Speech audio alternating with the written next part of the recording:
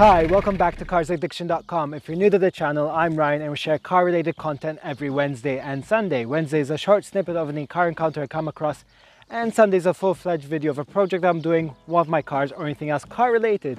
Now for today, we're talking about the Toyota Hilux Mark III, produced from 1978 to 1983. Now, we'll be going over the exterior, interior, and engine.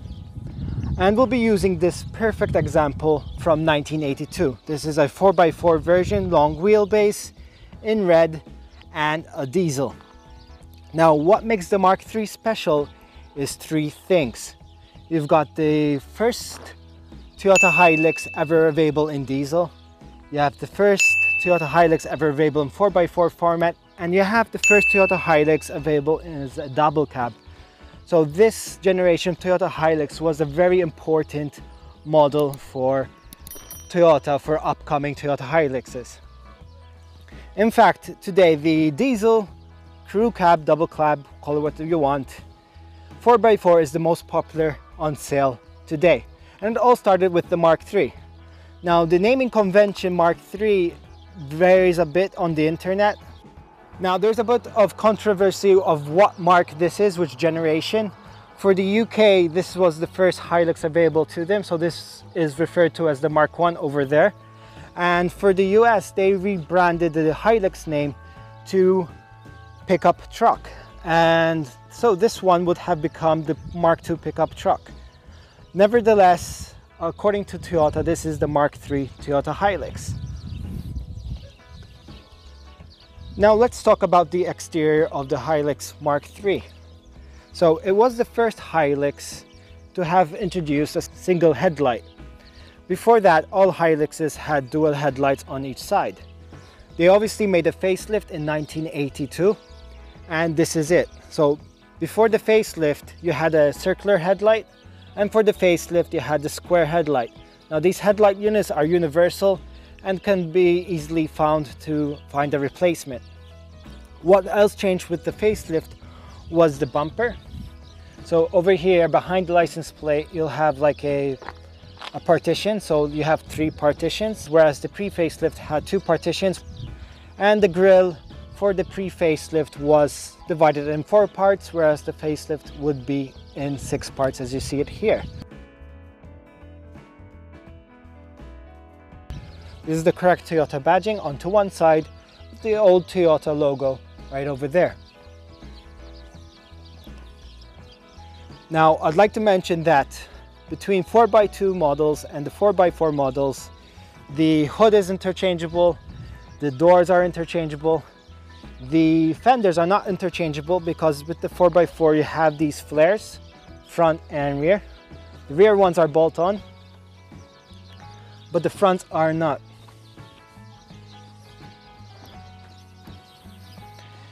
Now, for talking about the side profile, we have wheels available in steel only, in 15-inch or 16-inch by 5.5 width. There were different tires available, all-terrain wheels or road wheels or ply wheels, depending what you're using it for. And the wheels can be dressed in various formats. You can either have them from factory with a chrome ring or chrome center cap in the middle. Now obviously the chrome center cap will vary between 4x4 models and 2-wheel drive models because you have the locking nut right over here. Also worth mentioning is disc brakes were an option as well. These have drums in the fronts, but if someone was buying it brand new, they could have opted for disc brakes. Mirrors, you can either have this style of mirrors in black or chrome. Chrome was an additional extra. If you were talking about the Japanese market, they usually had a fender mirror over here. And mirrors were actually a bit of a luxury back then. Usually you only have the mirror on one side on early pickups. Having them on the passenger side was extra. Now for the US, you also had a larger mirror that mounts onto the door as well, but it is taller so you can accommodate to see far back if you're, towing something. Side steps are not original to this model, but was a popular accessory. Let's move a bit back. Now, what I love about the 70s trucks are the decals. They are factory and they come in different combinations depending the color of truck you have. And they were very popular back then to sort of spice it up a bit. Now, talking about colors, this truck came in various colors which are very vibrant. We're talking about the 70s here.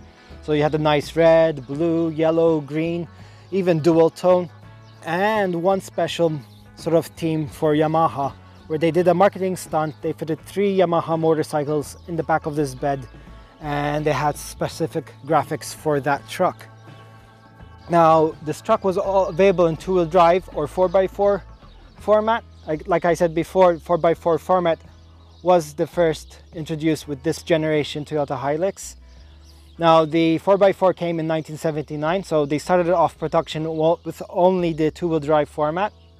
This could have been in long wheelbase, like you see here, either a shorter wheelbase, and you also had the crew cab, so you have an extra set of doors and whatnot.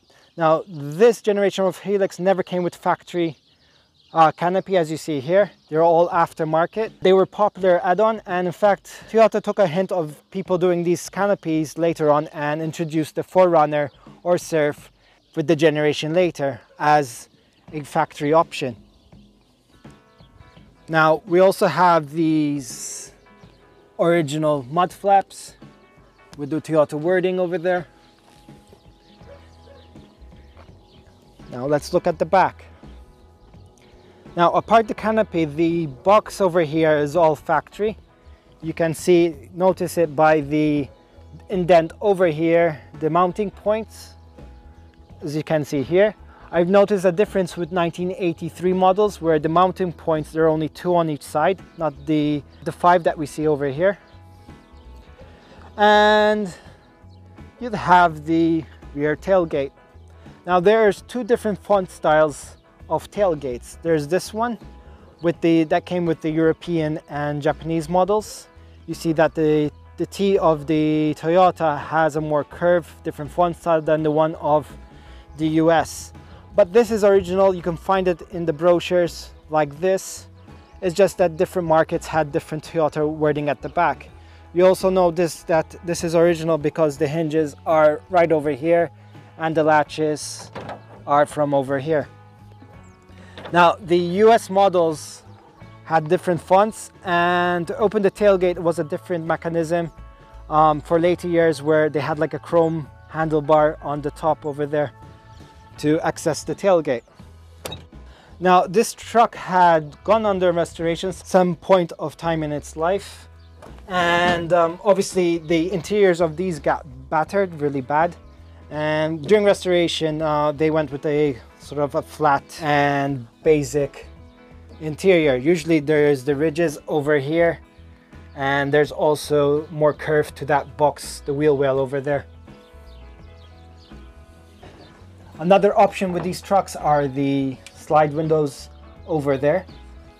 It is nice to have when you're actually driving. If you have something extra long or even have a dog at the back or something, those windows come in handy. Now, bumpers. There are 3 styles of bumpers. You can either have this, as you can see it, with these checker plates on each side. Those are actually factory. You can also have one which is like a whole bar in metal, and then there's completely nothing. So bumpers were actually an option. Actually, talking about options, the whole box at the back was an optional. Some trucks came delivered as just a cabin, so it could be shipped more efficiently. You could have stacked trucks on top of each other. So sometimes these were just shipped without a bed and have the bed installed aftermarket. So it's very rare to see a original bed such as this. Now, the spare wheel is right underneath over here. And to access the wheel, you insert the hook bar right over there. Turn it anti-clockwise to lower it and turn clockwise to raise it.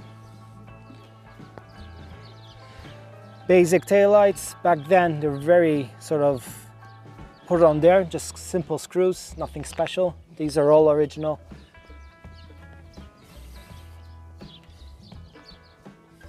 and also denoting it's an original bed. You have the original fuel point, which is over here near the arch, with a locked door and this cap as follows. Another option with these trucks is a factory roll bar.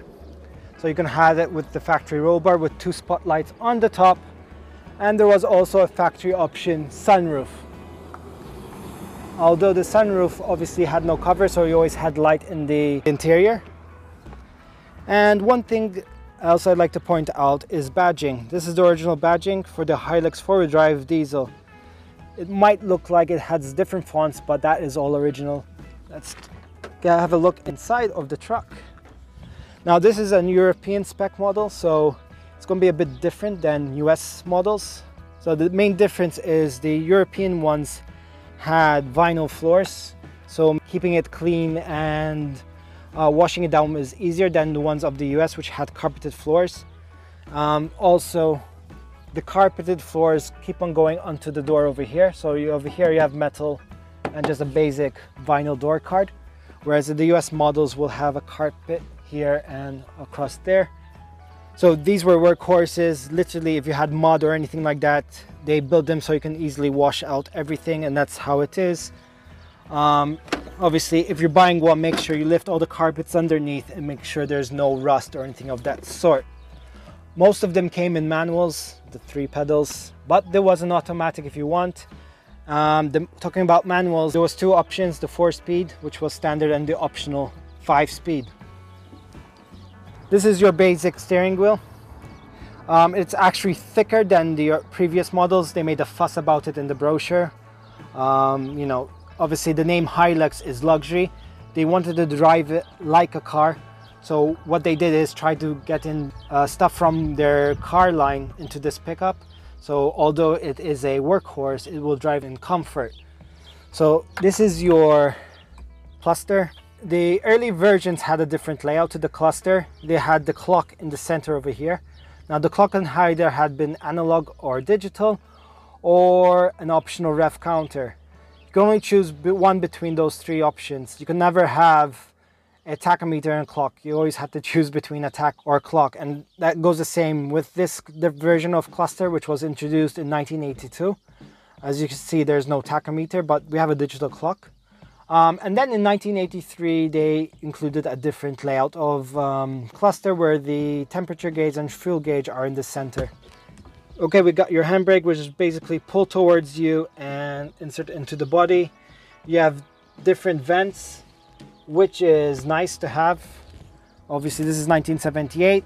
This truck can also be opted with air condition. If it was opted with air condition, you'll have a lever right about over here for the aircon. Now there's 2 kinds of vents. With the facelift, they went with this rotary sort of fan control. With previous versions, this was a lift up and down.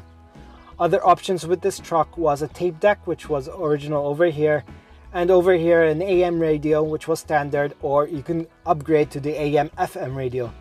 Now, because this radio, the standard radios, was integrated, sometimes when people upgrade to aftermarket radios, they push onto the cigarette tray slightly. So it is normal to find, you know, this at an angle, as you can see it right now. But I can see that this one has been done nicely with the plastic still intact in the back. Usually these are cracked in some places with fatigue. Now, talking about cracks, you'd also want to look at the top of the dashboard. Now, thankfully, this seems to have been here all its life, because this dashboard seems to be flawless. Very simple dashboard, but usually they're cracked. You got the lower part of the dashboard in metal. You have a lot of room for your documents right on the tray underneath here, and your glove box. We have your standard manual. And we do also have with this truck a lot of keys, which are actually original. Now, I'm not sure how many keys were produced with the Toyota Hilux. This one comes with a 4 and original keys, as you can see. So the keys to this truck look basic. They're all metal. They have the Toyota branding logo up here and whatnot. Since this is the 4x4 model, we're gonna have two kinds of levers. One for the gearbox. This is not a standard gear knob. The standard ones will look like this. There was an optional 5-speed gearbox if you opted that when you were buying it new.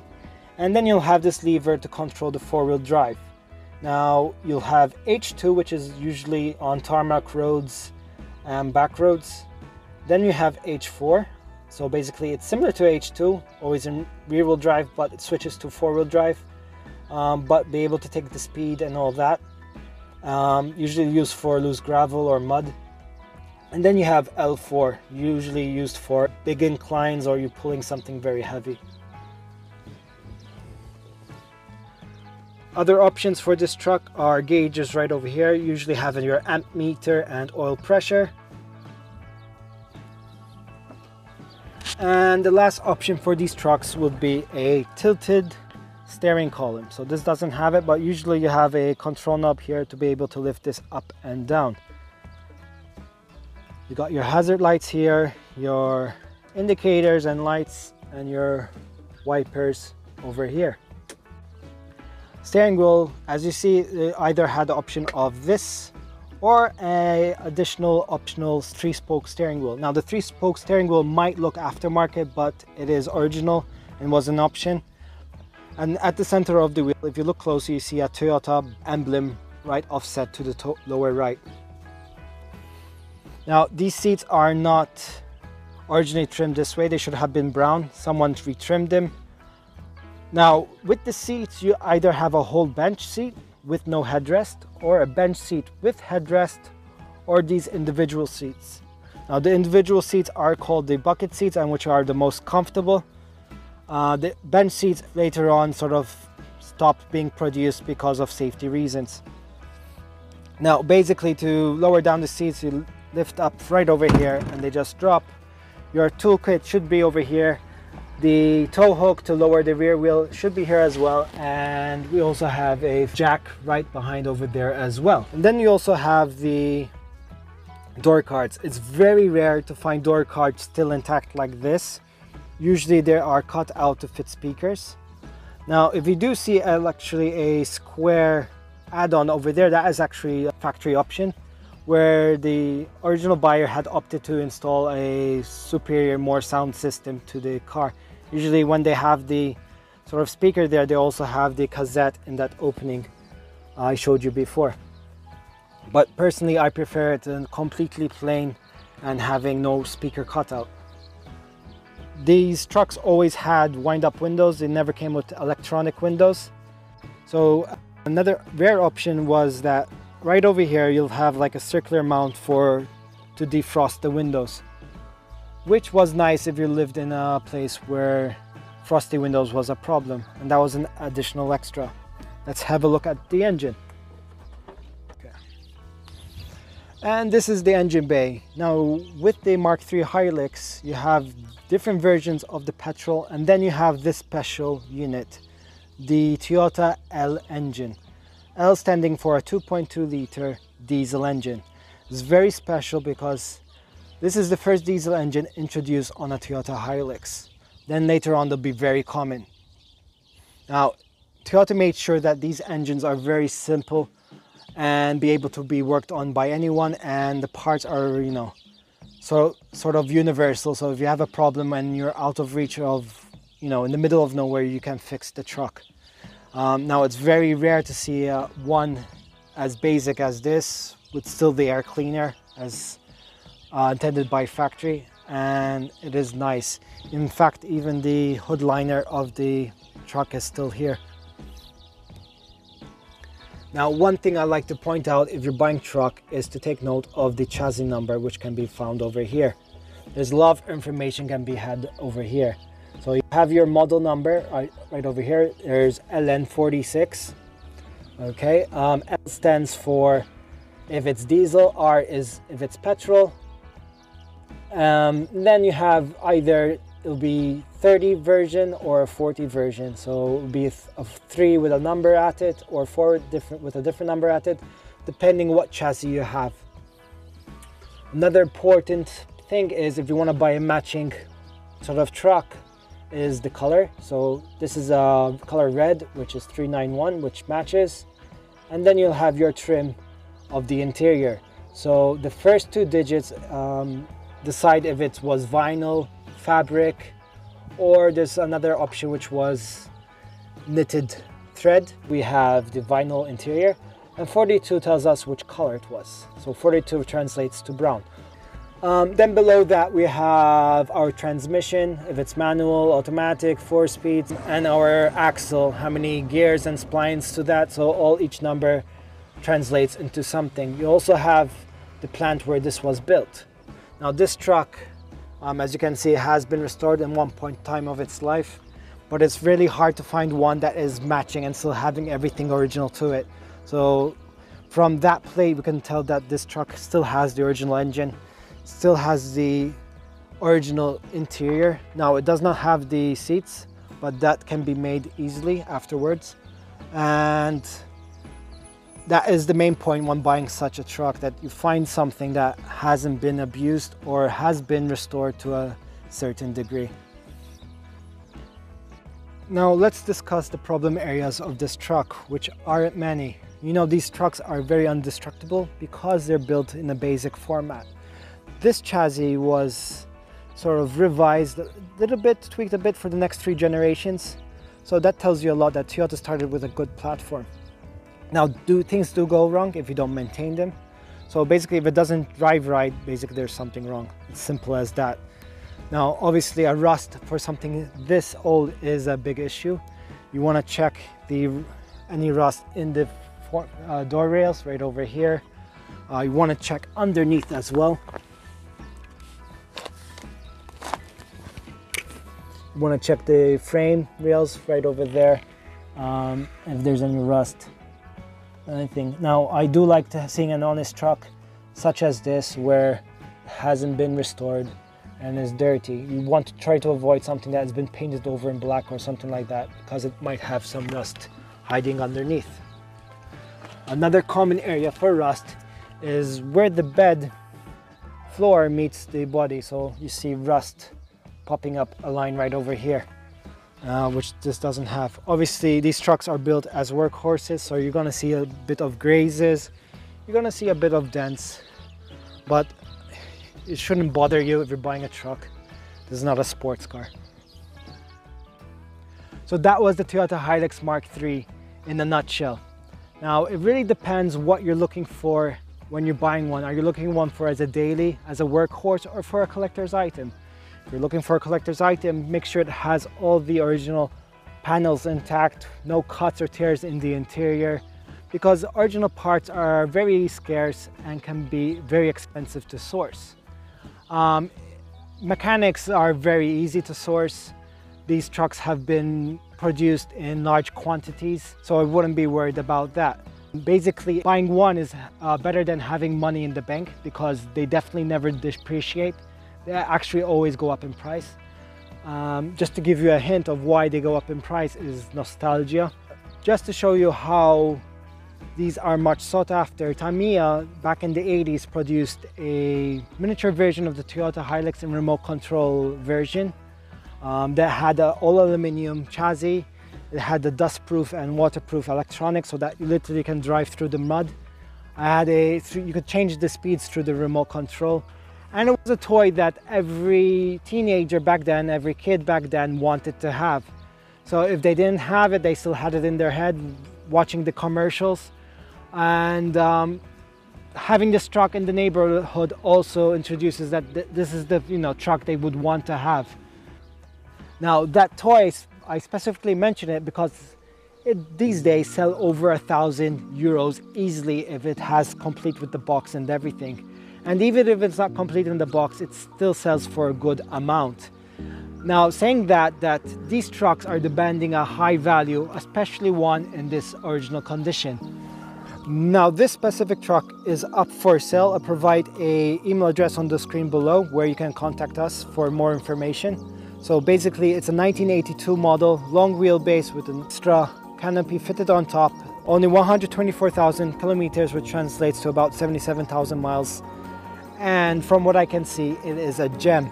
It doesn't come up so often that you find a truck in this original condition. It does need some work here and there, but it is very original. I hope you like this video. Thanks for watching. Take care.